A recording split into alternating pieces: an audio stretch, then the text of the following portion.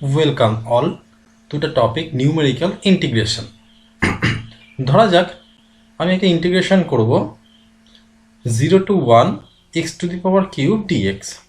এখন এখানে numerical integration আমরা দুটো পদ্ধতিতে আমরা দেখতে পারবো, একটা হচ্ছে ট্রাপিজয়েডাল রুল ইউজ করে এবং সিমসন্স 1/3 রুল ইউজ করে। এখন এখানে নিউমেরিক্যাল ইন্টিগ্রেশনে আমরা টোটাল 5টা পয়েন্ট নিয়েছি, 1 2 3 4 5। সুতরাং এই 5টা পয়েন্ট ইউজ করে আমরা দেখব কিভাবে তার এই x to the power cube dx এর ভ্যালু নির্ণয় করা যায়। তাহলে ট্রাপিজয়েডাল রুলটা কি আমরা জানি, এটা হচ্ছে ট্রাপিজয়েডাল রুল। a থেকে b limit f x dx এটা যদি হয় তাহলে তার ফর্মুলাটা কি h/2 f of x a plus f of x b plus 2 into summation of all total, যেখানে i is equal to 2 to n minus 1 এটা আমরা জানি। where h is equal to কি, h is equal to হচ্ছে upper limit minus lower limit divided by যতগুলো point আছে সেটা -1 n minus 1।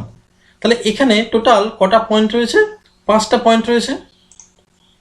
ওকে, তাহলে আমরা প্রথম থেকে দেখি, তাহলে এখানে টোটাল কটা 5টা পয়েন্ট রয়েছে। তাহলে তাই যদি ফর্মুলা হয় তাহলে আমরা যদি এখানে বসাই this is the value of n, তাহলে h is equal to কি হবে, h is equal to হবে is equal to আমরা লিখতেই পারি b minus a।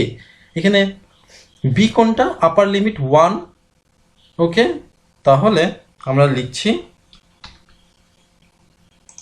1 minus lower limit this one divided by total কতগুলো পয়েন্ট রয়েছে, 5টা পয়েন্ট, অতএব 5 minus 1। তাই যদি আমরা করি তাহলে h is equal to পাবো আমরা 0.25। তাহলে ইন্টিগ্রেশনটা কি হবে, ইন্টিগ্রেশনের ফর্মুলা আমরা বসাচ্ছি is equal to this one h/2, অর্থাৎ আমরা যদি আবার নিয়ে নিই h ডিভাইডেড বাই 2 ফর্মুলা অনুসারে ইনটু আবার আমরা ফর্মুলা বসাচ্ছি function of a। Function of a মানে কি, আচ্ছা এখানে কিভাবে ফাংশনটা ভ্যারি করছে x to the power cube অনুসারে, তাই তো। তাহলে প্রথমটা কি হয়ে n ইজ ইকুয়াল টু 0.00, তাহলে this is the first function. Okay, তাহলে আমরা এটা লিখতেই পারি f অফ, তাহলে x টু দি পাওয়ার, আমি এখানে দুটো ব্র্যাকেট ইউজ করছি আমি আমার সুবিধার্থের জন্য, অতএব প্রথমটার cube to the power cube হলো প্লাস লাস্ট যে ফাংশনটা দ্যাট ইজ 1, সেটা আবার কিভাবে ভ্যারি করছে কিউব অনুসারে। তাহলে আবার আমরা সেটা করছি, এই ফাংশনটা two the power cube plus এবারে কি রয়েছে, বাকি যে পয়েন্টগুলো রয়েছে সেই পয়েন্টগুলোর যোগফল।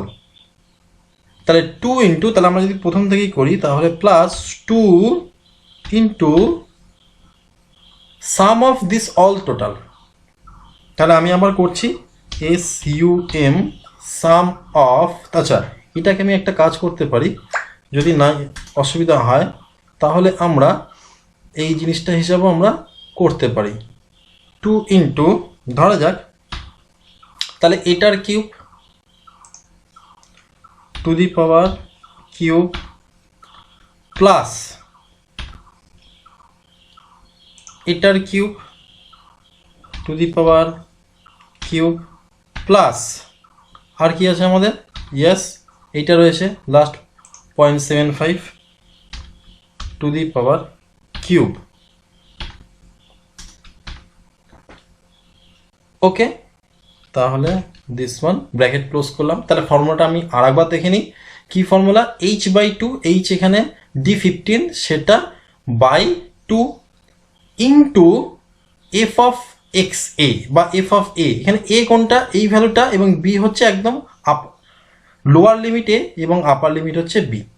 তাহলে এইটা প্লাস এইটা এবং ফাংশনটা কিভাবে ভ্যারি করছে x to the power cube অনুসারে, অথবা আমরা কি লিখবো, এটার কিউব প্লাস একদম লোয়ার লিমিট সেটার কিউব প্লাস 2 ইন্টু বাকিটার যোগফল প্লাস 2 ইন্টু এইটা to the power cube plus এটা to the power cube plus এটা টু দি পাওয়ার কিউব। আমরা ঠিক লিখেছি 2 into this one cube plus this one cube and plus this one cube.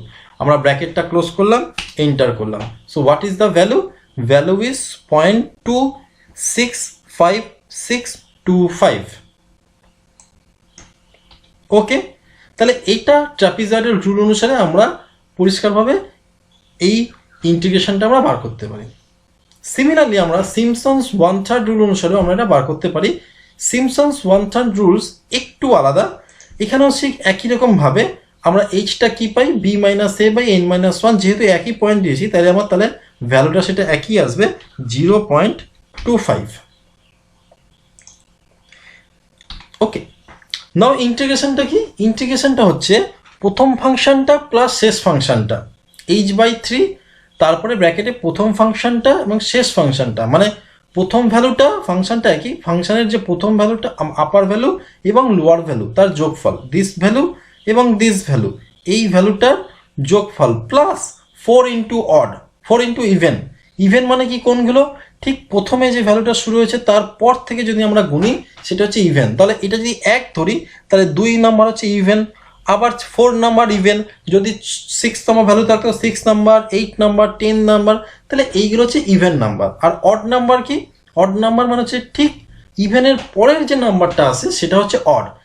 তাহলে odd number actually হওয়া উচিত 1 থেকে 1, 3, 5, কিন্তু 1 আমরা অলরেডি এখানে নিয়ে নিয়েছি, মানে ফাংশন অফ এক্স এ মানেই তো 1, মানে প্রথম ভ্যালুটা সেটা প্রথম ভ্যালুটা নিয়ে নিয়েছি, সেজন্য আমরা 3 নম্বর ভ্যালু থেকে আমরা যেটা কাউন্ট করবো সেটা হচ্ছে অড ভ্যালু।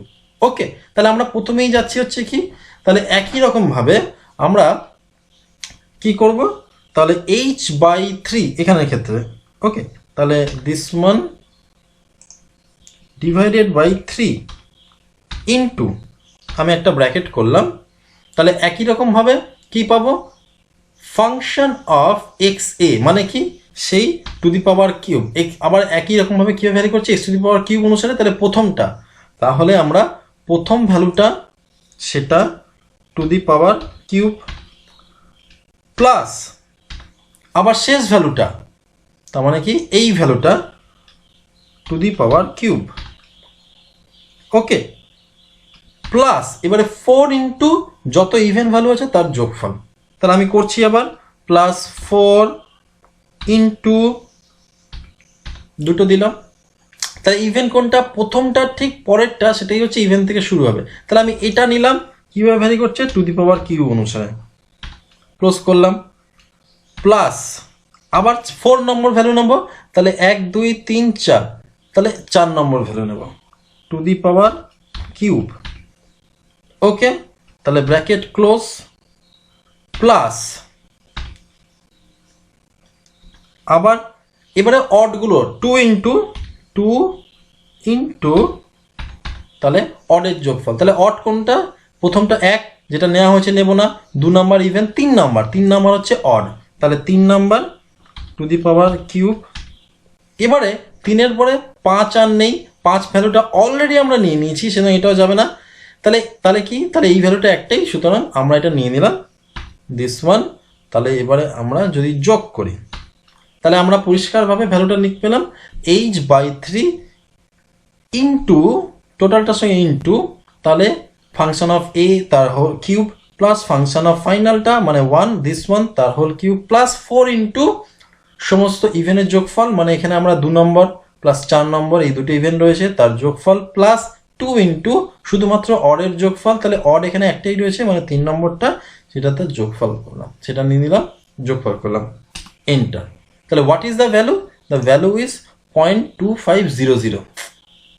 তাহলে ট্রাপিজয়েডে আমরা পেলাম 0.2656 আর সিমসনে আমরা পেলাম 0.2500। তাহলে এটা কতগুলো পয়েন্টের জন্য, 1, 2, 3, 4, 5।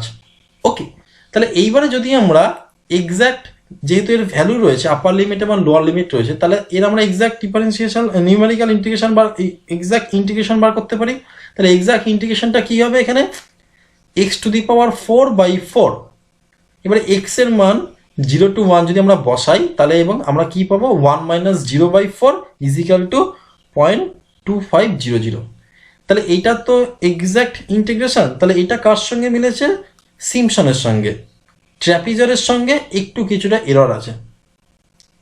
সুতরাং এটা থেকে পরিষ্কার বোঝা যাচ্ছে অলসো যে Simpson 1/3 rule gives more accurate value to the exact value.